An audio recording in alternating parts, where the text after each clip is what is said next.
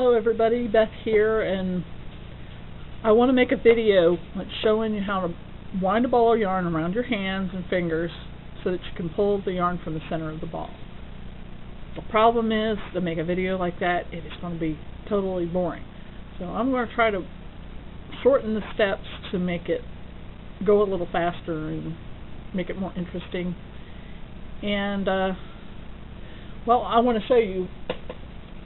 Here's a ball of yarn that I combined the fibers myself for it, and I wound this without using a ball winder or anything special. I started wrapping it around my fingers, and I started winding and winding and winding, and it came out just like this.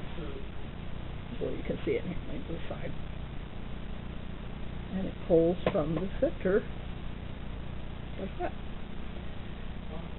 So hopefully you will know how to do this when I'm done with my next couple videos. Okay, we start out with making a slip knot and put it over your thumb. Okay, make sure you have your yarn freely flowing, loose. And then you take your yarn and start wrapping it around your fingers. Now sometimes I'll start and wrap it around 2 fingers and do a few wraps, and then I'll join in a 3rd finger and do a few wraps, and then I'll keep going around those 3 fingers until I have the chunk of yarn around my fingers about as thick and as wide as those fingers. And so I'm going to pause it here, get to that point, and we'll pick it up. Okay, I'm to the point where my yarn is about as thick and as wide as my fingers are. And one thing you got to remember is don't ever pull your yarn tight to wrap it around, or you will never be able to pull it from the center. Okay, so next thing you do is just gently slide your fingers out of the ball. Leave the loop on your thumb. Okay, now we're going to turn the ball opposite way and start wrapping from the bottom and go around the ball and all of your fingers, and you wrap that same way. And keep going and going and going until you have like a nice big chunk around your fingers, but not so much that it springs off the end of your fingers. So I'm going to go that far. Just wrap like this. And when I get it to the point where you've got to pivot the ball again, I will start the video again. Okay, I've got it wrapped around my fingers and my thumb, but I still have this slip knot around my thumb here. Now I'm going to carefully pull my fingers out of the ball. Leave that on there. You can even pull it up a little bit more. And then you're going to pivot it at an angle so it goes diagonally. It's almost like the winds form an X. And then you're going to wind around this direction.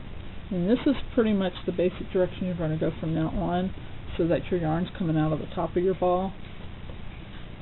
But you wind it, and when I wind it, I like to start on one side, fill in the space between the yarn, and lay it next to each other. Okay, and then I pivot it just a little bit. Now, my hand keeps getting in front of me. Let it go around this way, and then fill it in like so. It's kind of not natural for me because I hold it in front of me and just go flying. Pivot it again, wind a little bit, and then fill it in to the spot you missed. Okay, my son is making noise. I'm going to pause the video for a few minutes. Okay, you keep winding and pivoting as you go. Cross the yarn over, catch anything that's sticking up. secret is keep this at the top away from the yarn that you're winding around. And eventually, you keep turning it as you wind.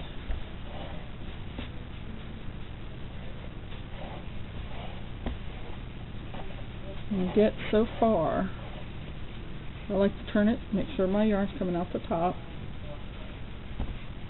and wind around straight for a few wraps, and then slightly cross over, and I'm starting to go a different direction now. See that? And you cross over diagonally and turn it, cross over, turn. And when I wind, I do it really fast. I'm going slow here for your benefit. And so it doesn't take long at all. You do get a tired arm. Your arm muscles get sore if you do a lot of yarn at once. So, but that's pretty much how you wind a ball of yarn. And when you get to the last, let's pretend that I'm at the end of my yarn. You get to the last few yards, wrap this direction. I'm going to go fast here. And then you take your end and you tuck it under, and you have your end that you pull out to your working yarn right here, just like that. So that's kind of how you wind one of those balls of yarn.